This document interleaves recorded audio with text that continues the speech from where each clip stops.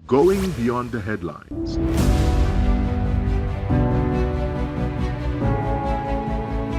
Asking the questions you want answered. Exploring government policies and how they impact you.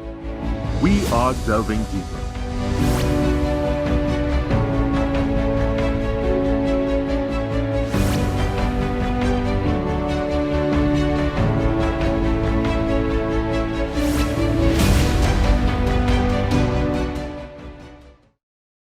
Good evening and welcome to Delving Deeper. I'm your host, Kimberly D'Souza. Joining us this evening is the Minister of Public Administration, Minister Allyson West. Minister, good evening. Thank you so much for joining us. Good evening, Kimberly. My pleasure. Well, Minister, first of all, tell us what is your role as the Minister of Public Administration and by extension, the Ministry of Public Administration? Public administration, the Ministry of Public Administration is responsible for the administration and management of the public service, which is encompasses quite a few things.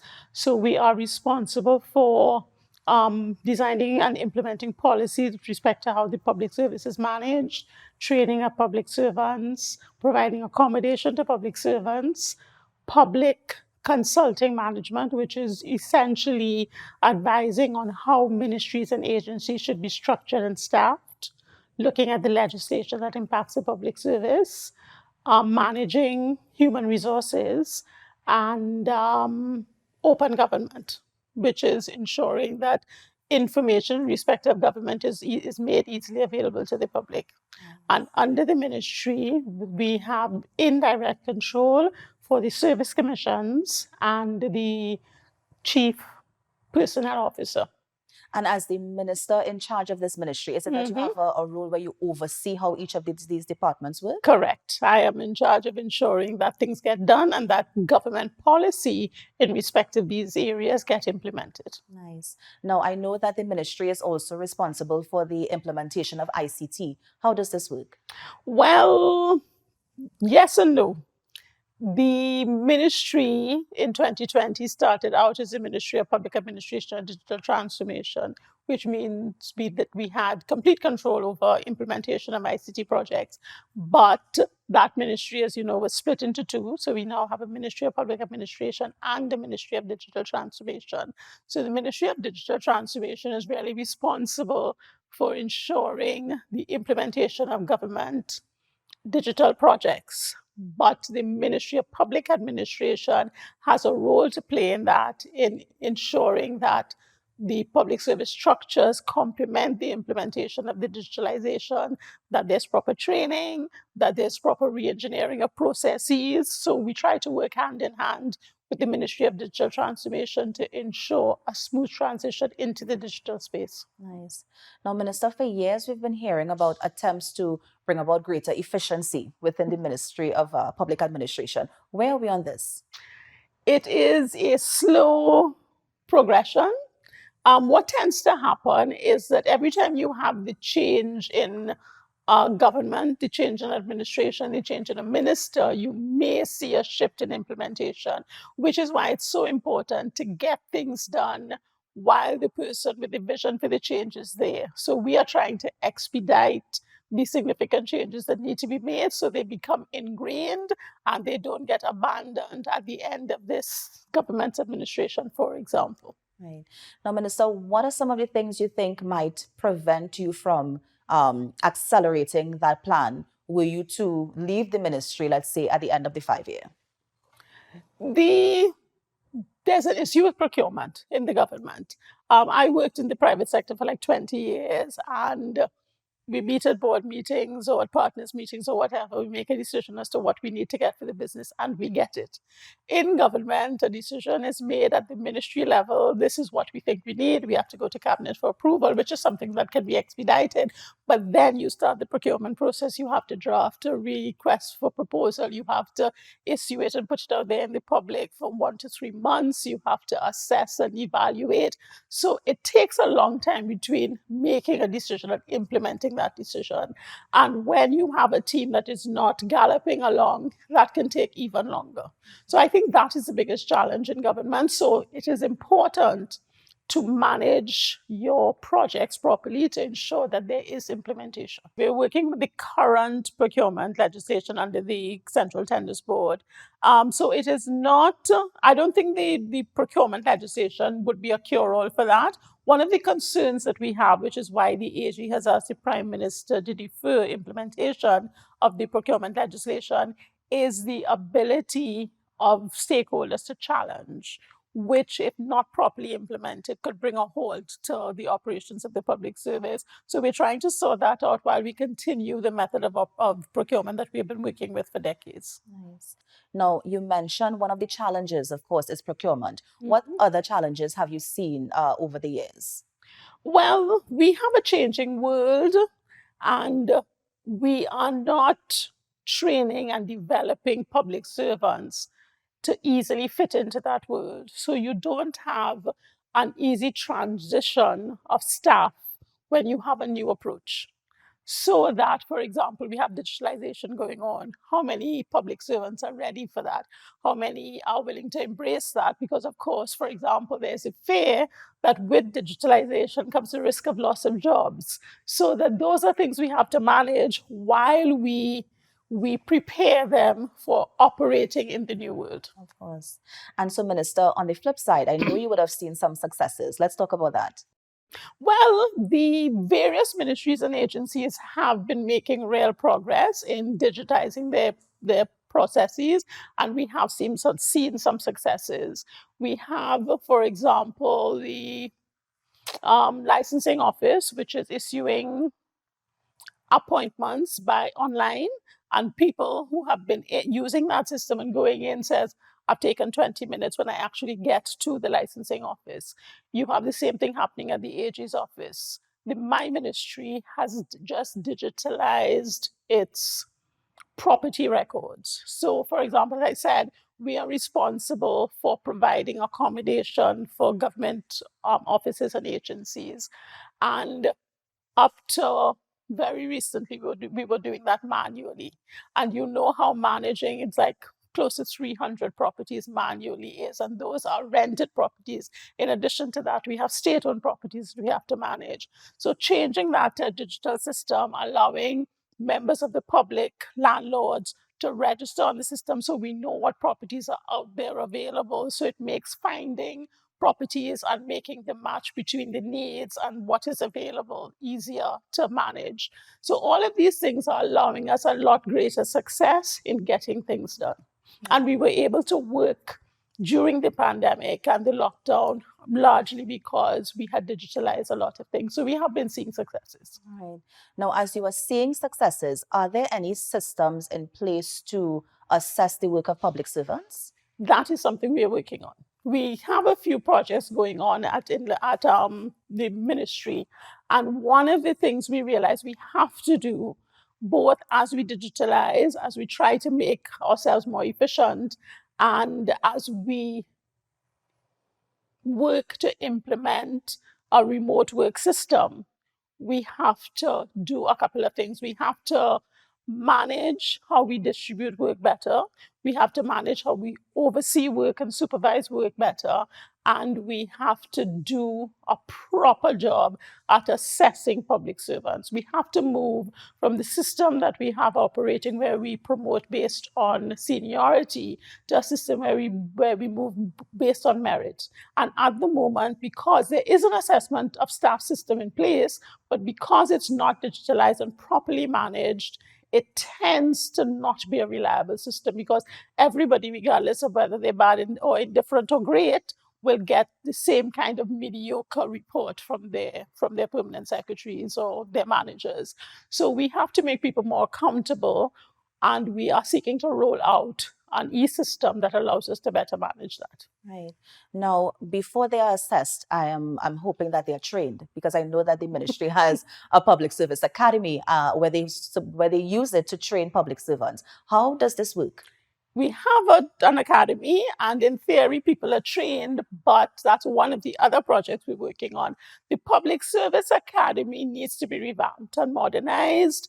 It needs to switch to a space where it can seamlessly offer either face-to-face or virtual, or blended training, we have to put a system in place where we work with public servants to identify their trajectory in their career and try to prepare them for that trajectory. That is not currently happening. So training is provided, but it is on an ad hoc basis, and it doesn't encompass all the public servants that need to be trained. So we are putting a system in place. We did a training needs assessment recently where we spoke to public servants. We sent out a questionnaire to get an assessment of what they see their needs as being.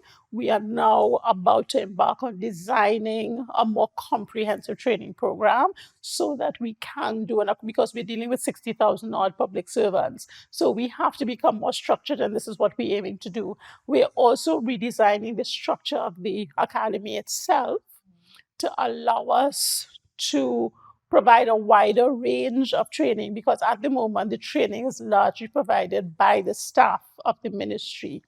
And imagine a team of whatever it is, no more than 10 to 20 people trying to train 60,000 people. So we're redesigning, and the intention really is for them to be facilitators of the training, and then we will outsource the training itself to people who are competent in the various areas and restrict their actual training activity to public service specific things like the public service rules and how you request money and issue warrants and those kinds of things. Right. Now, Minister, I'm just wondering if under the new training program or the revamped training program, will you be able to deal with, let's say, employees who might be a little averse to the digitization? Because I know that we do have public servants who they've been doing this thing for 20, 25 years, and they may not want to move with the digital world. Right. So how is the ministry willing to get them on board so that they do not lose their jobs? Okay, so we have to use a carrot and stick approach. We have to structure the training in a way that makes it easily available and easy for them to actually get involved and to learn. We have to provide support to them while they learn, but we also need to let them know that this is a necessity for them moving forward, for them getting promoted, for them moving up and in their careers. So it's a combination. And as we introduce a proper human resource management program, which tracks the training and tracks their development to allow them to determine how they can move and where they can move to, hopefully that combination will bring them on board. And we also have to reassure them that this is not about people losing jobs. It is about people reskilling themselves, and we are here to provide those new skills to allow them to operate in the new environment. Of course. And the revamped Public Service Academy, do you anticipate when we can probably see this, coming on board? By the end of the calendar year. Nice. Okay, so is it that the ministry has already targeted people to who they want to come in to train the public servants at this point? We are still redesigning how the model. academy will be structured. Yes. And as soon as that exercise is done, then we will start having conversations with people who we want to bring on board for the training. All right. Now, Minister, work from home policy. Yes. This was a big topic when we were in the pandemic. Yes. Of course, public servants, they were home and then they came back out at 50%, and we had that hybrid approach that we were using. What is the latest update on this? The latest update is there's not an official work from home policy in place. People are essentially back out to work physically. But in the meantime, we are working with the Ministry of Planning to design a work from home policy that not only provides the rules regarding work from home, but provides a monitoring and an assessment system so that we can ensure that work from home is actually work from home and not a day off.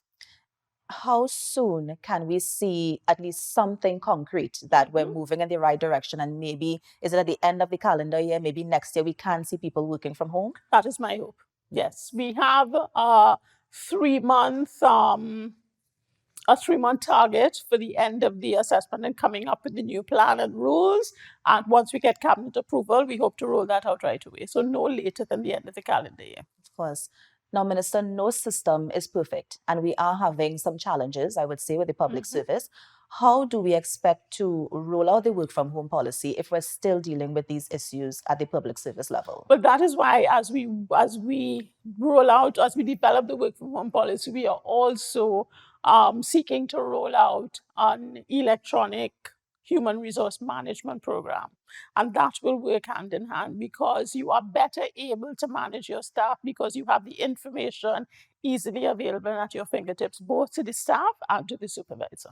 Minister, this is the second time you mentioned the human resource management program. Yes. Tell us about it. Okay, so as I said, we have 60,000 public servants. We have to do an assessment. We have to keep a record of their vacation days, their salary, their moves, because public servants can be moved at will wherever. So where they move and how often they move and how their salary adjusts and when they get acting and how much acting they get. There are tons of things to manage with respect to this pool of human resources.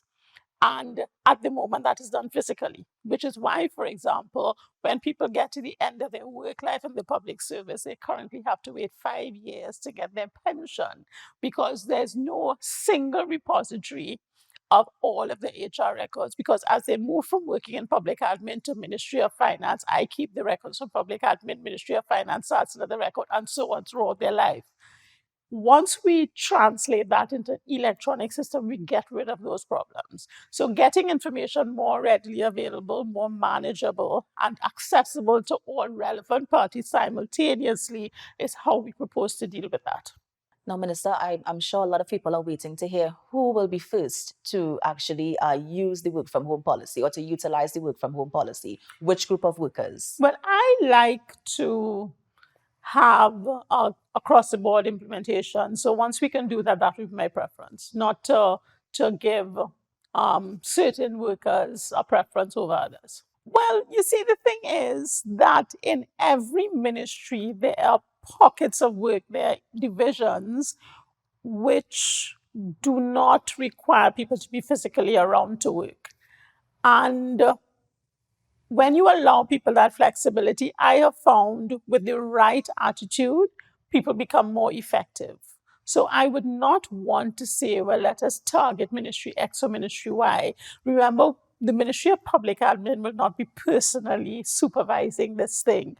We are coming up with a policy and a process as to how it will be done, and then we pass it on to the PSs and the heads of division. We train them in what needs to be done, and therefore, if we do that properly and we deal with the 23 heads, we have 23 ministries and then we have agencies and divisions.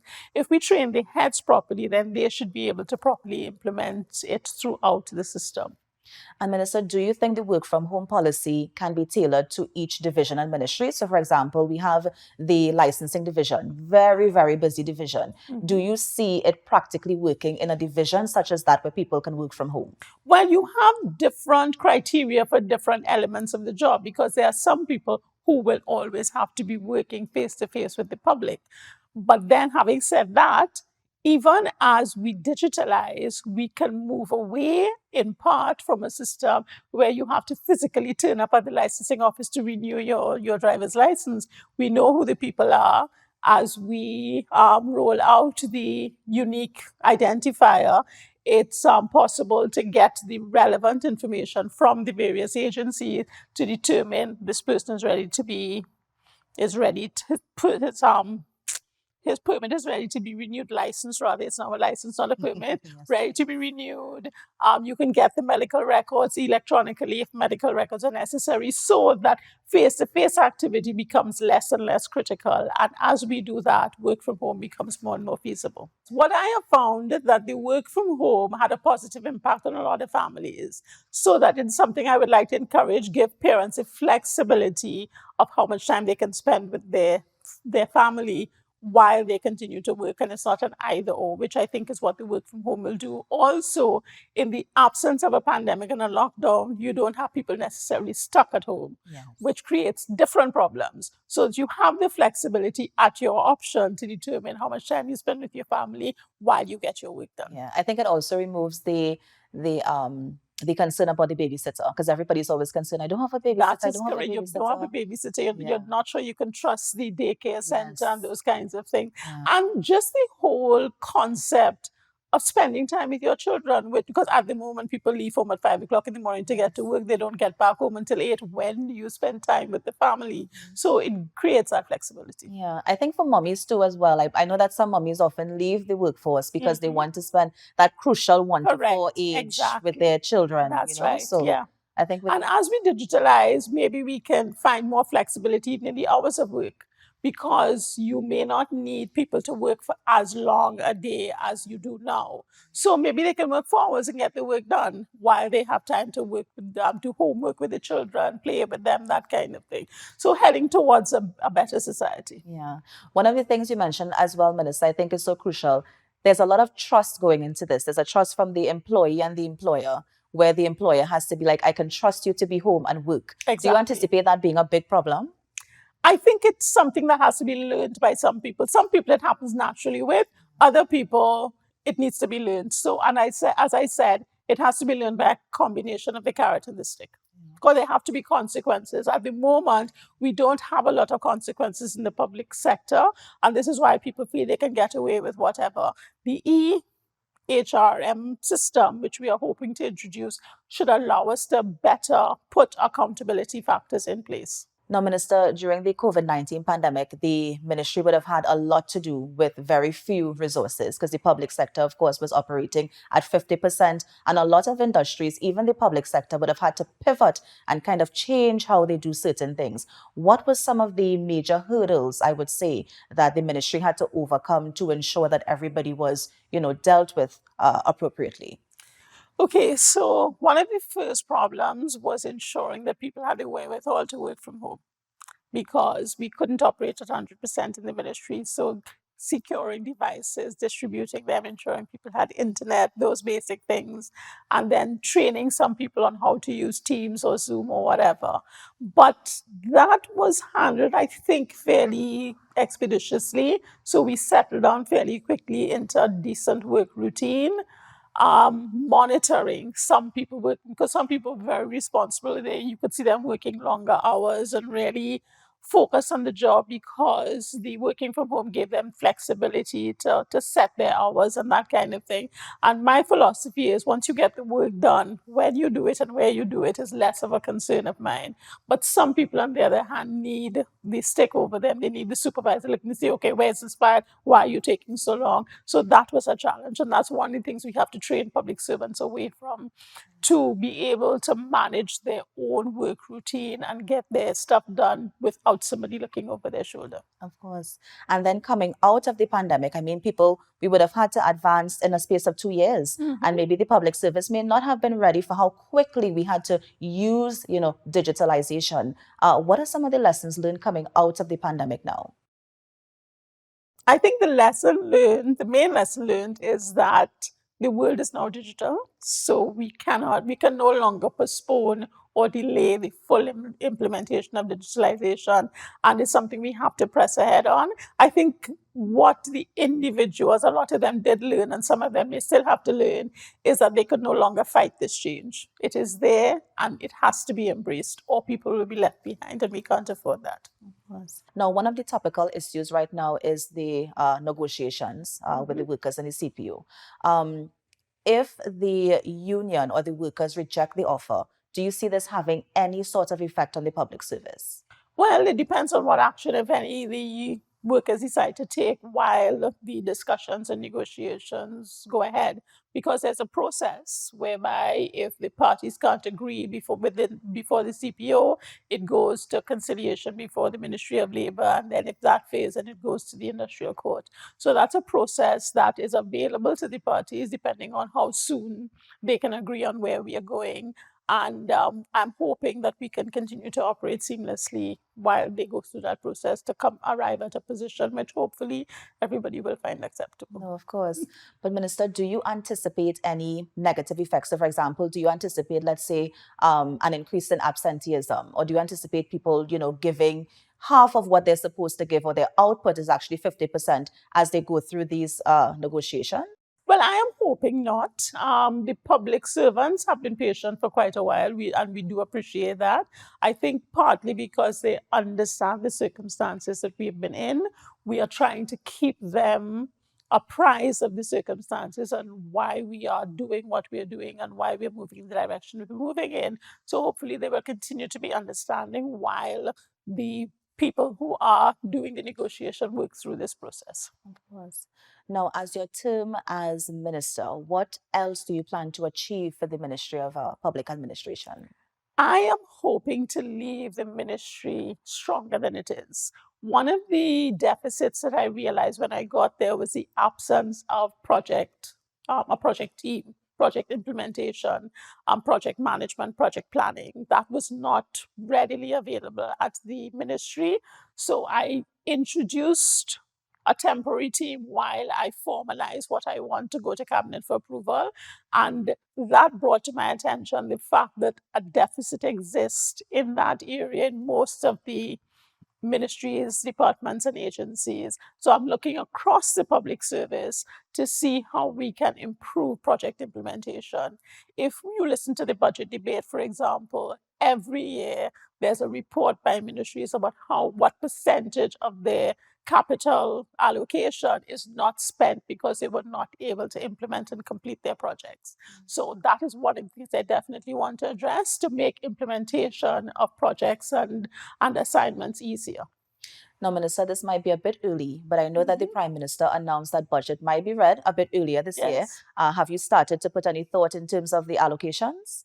Yes, we already have started meeting. Actually, we have submitted our recurrent budget as well as our capital program budget, and we actually met with the Ministry of Planning, who's in charge of that aspect, to justify our request. I think the meeting went well, so we are hopeful.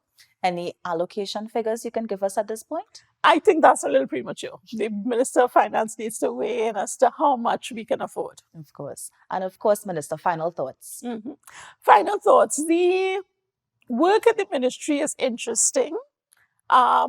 I think a problem in the ministry is that nobody knows what it does, what its mission is, because it has been a well-kept secret. So I want to ensure that not only the internal people at the ministry, because that's also a challenge, understand their role and how they are there to serve the public, but that the other members of the public service recognize that, and we can help to eradicate the kind of silent behavior that we currently have. Of course. Well, Minister West, thank you so much for joining us on tonight's episode of Delving Deeper. Thank you very much. It was my pleasure, Kimberly. Join us at the same time next week for another edition of Delving Deeper. I am Kimberly D'Souza, and on behalf of our entire cast and crew, have a good night.